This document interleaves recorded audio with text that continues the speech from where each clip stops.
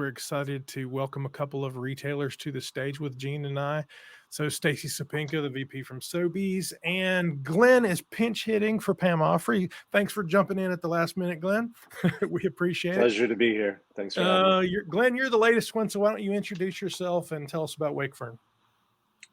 Yeah, of course. I've been at Wakefern coming up on 5 years in their own brand division. Wakefern is a pretty unique organization. We are the largest retailer owned cooperative in the United States, founded, I guess, almost about 77 years ago at this point, really built on collaboration of small independent retailers in the regional Northeast area, Mid Atlantic through the to north to Connecticut, really founded on this idea of helping small business succeed. So although Wakefern in aggregate is substantial size company, all of our members, over 50 members in several different banners that we have, are all really family owned businesses. So we pride ourselves on really that mission of ours in helping that small business succeed in a big business world. And Wakefern, I'll just a little plug, is a former Vertex Retailer of the Year as well. We are proud of that. And we're looking for some good entries this year too, Glenn. Yes. Stacey, so introduce us to yourself and Sobeys. Sure, thanks. Great to be here, Christopher. My name's Stacey Sopinka, and I lead the own brands team at Sobeys. Sobeys is a Canadian national retailer with over 1,500 locations, and we were originally founded by John W. Sobey in 1907 out in Stellarton, Nova Scotia. So a strong Canadian legacy. And as I said, very excited to be part of the panel discussion today. Absolutely. So, Glenn, I'm going to jump back to you, and Jean's taking a little break since she spoke for 30 minutes, but we're going to come to Jean shortly as well. So, Glenn, our presentation and talk to the research that we presented, Circana, and then Jean, what stood out for you in all of that? Would you agree with? Would you disagree with? What are your thoughts there? Yeah, I thought it was very informative. I don't know if there were any super wow moments. I think much like the industry in general, the growth of sales was fine for a lot of retailers. However, when you're factoring in sales dollars coming from inflation, it does give a bit of that cautious mood that you mentioned at the end of your deck, Chris. And I do think that permeates to the private brand program, where we are aggressive and we are bold because we do see private brands with a lot of tailwinds. So the very optimistic on our program and the future of our program, but at the same time, this cautiousness of the world in general, how that affects supply chain, cost of goods, obviously. I would say the other thing with one of your slides had the most important tactic, I think it was, to retailer own brands in the future. And to me, it was a little bit of the more things change and evolve, the more they stay the same, because I believe that the top couple things were launching new products and worrying about price, which has been Never changes. Sort of the private brand mantra, right? Since I've been in the business, which was a very long time. I would love to see that branding, packaging, consumer marketing, e-commerce rise to that one or two spot on that list. And I know that we're all thinking more progressively about the future in private brands. And I think part of that, the new product introduction is adding in, so like Gene talked about, maintaining our past, so maintaining the muscles that we've built over the last 50 years around national brand equivalent and all that, but introducing actual new things, not just copies of somebody else's things. Of course, there's no doubt innovation is playing a large role in all retailers' private brand portfolios at this point. So that's exciting to see. Absolutely. So Stacey, what stood out for you? What'd you agree with, disagree with? What do you think? Yeah, I thought there was a lot of great takeaways. I think from the state of the industry presentation, the fact that 76% of respondents cited that private brand remains extremely important to their organizations is why we're all here today. Yep. Also, Preaching to the choir. Yeah. And I think too, when you see the metrics in terms of people, their optimism versus anxiety within the state of the industry, Although there's a fairly positive story for private brands, that anxiety element seems to be something that potentially is a barrier to us all realizing what our private brands could be. Mary Ellen's presentation, lots of great nuggets out of that. I think the biggest takeaway was that 4% incremental growth for those organizations that prioritize private brand and giving them equal attention to national brands and also fair share of shelf space. I think that really says a lot. I think too, as Mary Ellen was speaking, I was thinking about that fact, how there's our internal discussion around national brand equivalent, but the fact that our consumers see our brands as brands. And so just making that distinction between internally how we approach things, the mechanics of it, but really how we go to market. And Jean, I really enjoyed your presentation as well. I think it reinforced to me what I've always known is that having that structural framework, the discipline to make sure that at the onset, all stakeholders are speaking the same language and lexicon, and being honest about what really is in this for the consumer. I think those were all great takeaways for me. Very good, Stacey. All right, Jean, it's your turn now. What did you think? I thought my presentation was great. No. You were fabulous, Jean. Absolutely. No, I thought they all were great, and I think, like Stacey and Glenn both, a lot of this is not new news for those of us who are, doing it every day and looking at it every day. I think to echo Stacey what you said, even looking at some of the inflation numbers and seeing that start to ease, I think it's important to remember that doesn't mean prices are lower than they were before. It just means they're growing less quickly. So I think acknowledging the realities of what various consumer groups are dealing with, what they need, what are non-negotiables for them versus what are nice to haves, and being realistic, to use that word, of where they can spend and how to best serve those needs is really critical. So I think the anxiety waning, like you said, Chris, is definitely a positive and one that even just personally I would hope for. But I think the other piece that I took away from what Mary Ellen was saying, maybe more implying, is making sure that we're balancing the bigger picture with some of those smaller trends to find specific places where individual private brands, categories, or even items can make a big impact. Looking at not just the bigger picture, but some of the smaller breakdowns too, to find where we can play a specific role. Which makes a lot of sense. Good Lord, Trader Joe's has made all kinds of news over everything bagel seasoning, and who would have saw anything from the spice rack 5 years ago being a trend, right?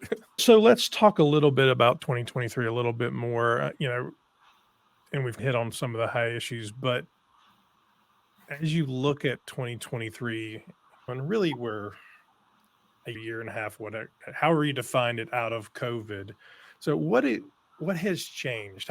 How does 2023 compare to 2019 pre-COVID? In terms of our brands, 2019 was when we launched. Literally, our first items in our new brand portfolio hit the shelf late November, mid-November, and then March, the world turned upside down. So us readjusting what our rollout plan to now see really, I think, the fruits of our labor over the past year.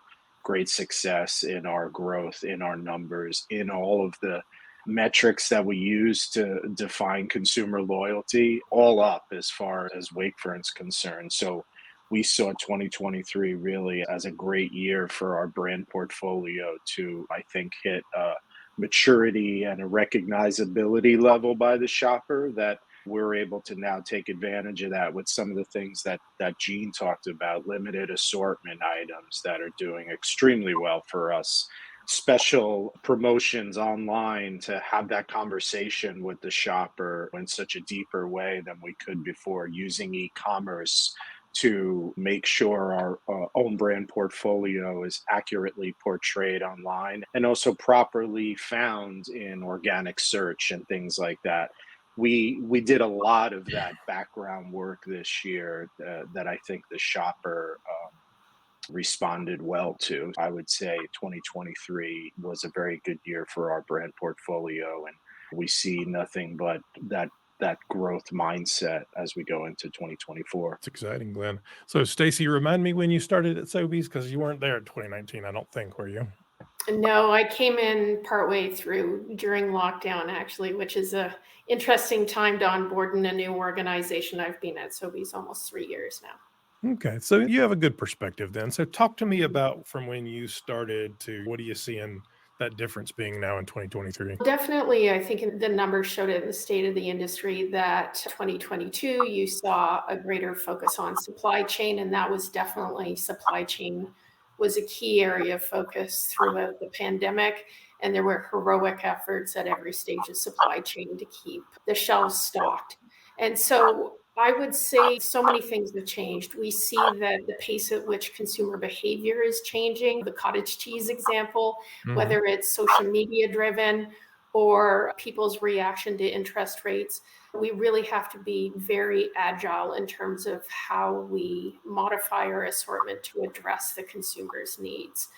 I think maybe the third thing I just talk about, which is something probably that as people leaders we all deal with, is that our teammates are also consumers and have put in big efforts over the last couple of years. And so I think coming out the other side, I truly believe to be an innovative team, you need to have kind of optimism and momentum in the sense that you have a greater purpose of, in our case, keeping Canadians well fed and making sure everyone has access to good food.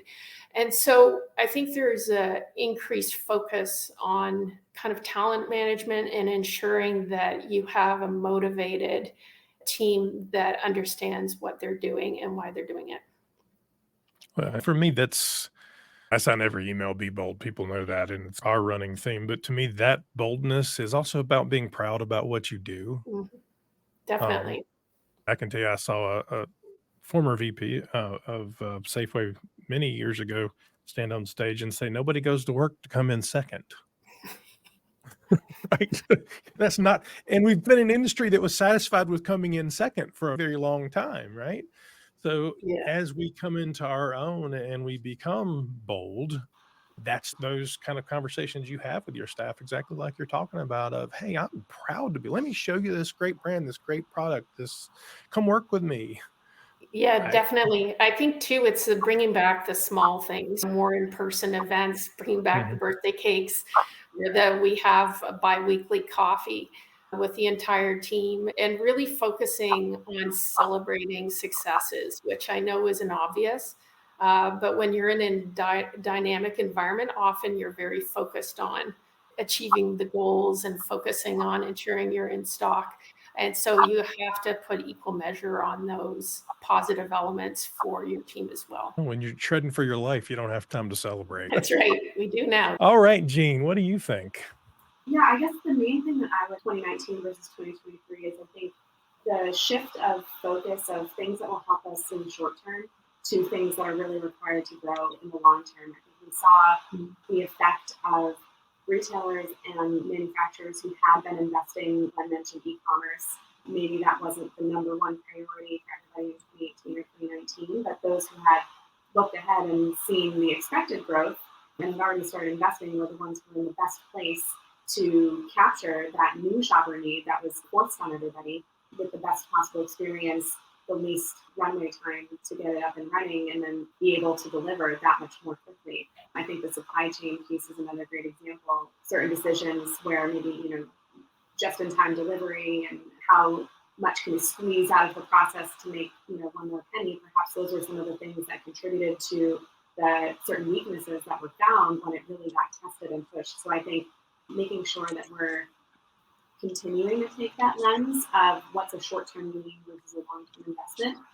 Some things will have to be addressed in the short term for sure, but if I go back to one of your slides too around supplier and retailer working relationship piece, to me that's one that has to be a long-term investment. Short term, is it better short term to get the lowest possible price, or is it better long term to make it easier to work with you and create stronger partnerships and relationships? And finding that right balance, I think, is critical.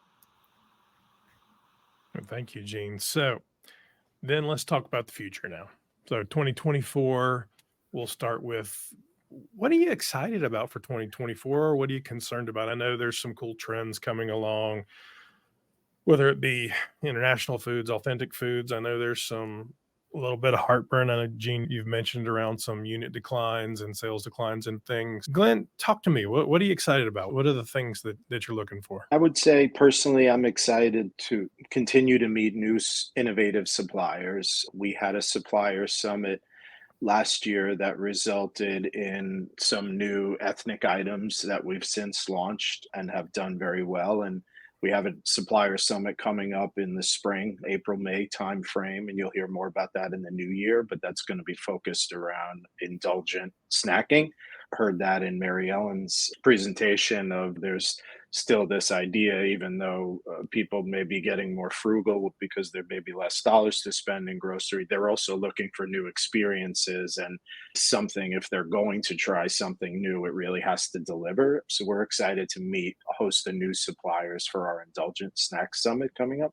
I am also excited about some new areas of the store that we haven't yet converted from our previous ShopRite brand into our new brand portfolio. So selfishly, I'm working with my partners right now to invigorate not only the existing portfolio, but start to put on some new additions to it. That is what gets me out of bed every day, Chris. Coming to work and you mentioned that quote about no one wants to be second. And I think it's exciting when I see the numbers of dollar growth and unit growth that our success this year is outpacing what I see in a lot of these presentations. So that makes me immensely proud to be a part of Wakefern and what we're doing. And so as a co-op, are your members as excited?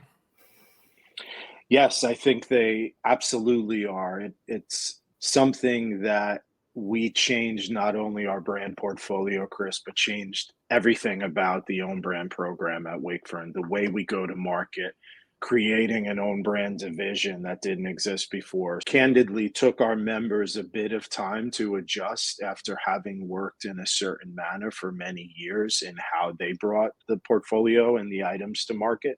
So I think now we are in a really great sweet spot with them where there's more trust in understanding our objectives and the decisions that we make about items, about branding, about design, about supplier choice. And I think that excitement does permeate the membership more than maybe it had at the start of our program, where there was still a little bit of unease of everything being so new. I know I've been in a couple of the stores recently, and there were a few end caps that obviously the store manager had made that were just private brand end caps. And I'm like, somebody liked this. Somebody took the time to put this right on the front of the store and say, take a look. So it's exciting to see.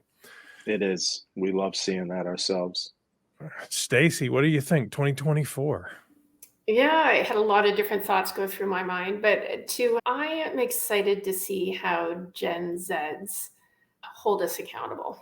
I think that Gen Zs have a very different outlook than millennials, and I think their focus on sustainability, inclusion, diversity, and really being raised on social media is going to challenge how we go to market and the type of products that we create. I know we're just standing up a Gen Z advisory council, a mentoring up process to hold us accountable to what they value in the products we design.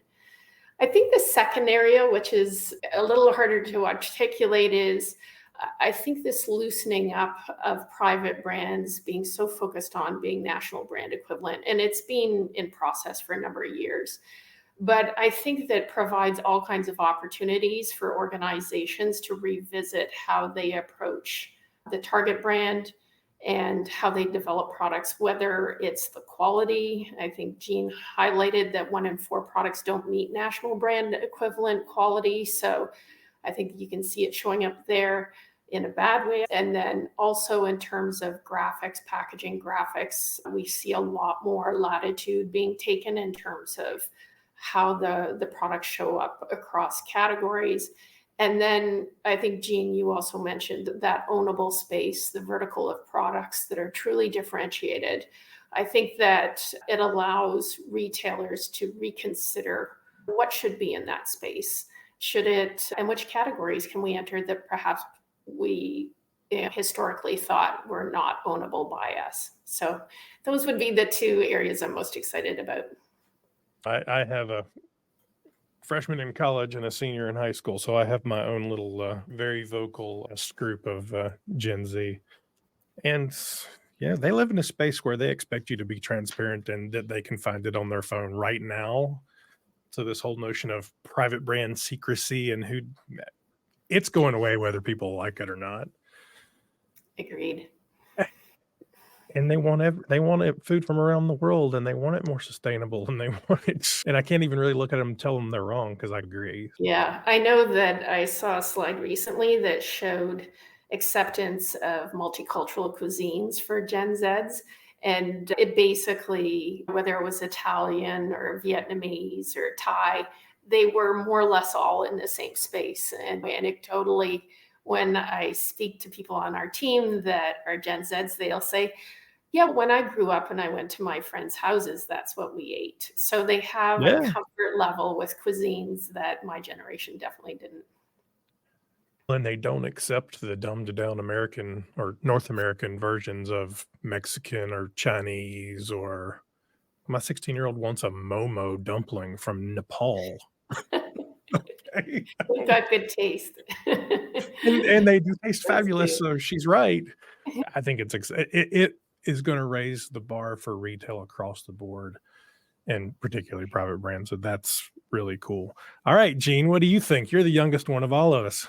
Thank you. I think one of the things that I'm excited for is actually innovation is so great, and obviously there's a big part for all of us that we love seeing what's next. But I think ironically, I'm also excited for a return to some of the basics a little bit. How do we use data better to target those individuals? And Gen Z is a monolith in some sense, right? I think getting away from the average consumer and really dialing into the specifics, that back to data might be boring, but I think that's so exciting to think about the possibilities of it. The back to basics from even a packaging standpoint. How do we create our own individuality with design?